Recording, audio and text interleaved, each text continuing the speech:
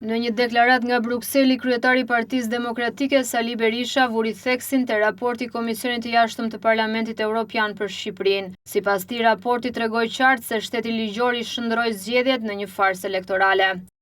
Raporti që sapo u miratue në Komisionin e Jashtëm të Parlamentit Evropian damkosi në mënyrë të qartë si kristali regjimin e Edi Rams si një regjim që nuk respekton shtetin ligjor, si një regjim që shkelmon të drejtat themelore, të drejtën e informimit, lirinë e shprehjes dhe të drejtën e pronës.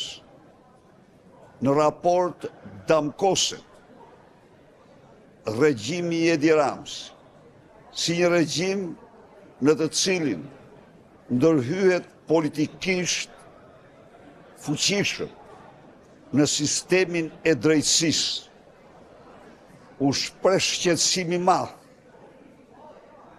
për stokun e madh të dosjeve, çka nënkupton mungesë procesi të drejtë ligjor për qytetarët shqiptar.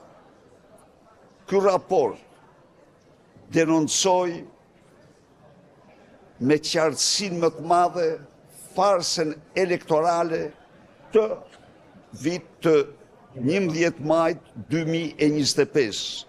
Berisha paralajmëroi çdo lloj angazhimi të qytetarëve shqiptar jashtë vendit pasi pretendon se PS ka siguruar votat me presion e vjedhje.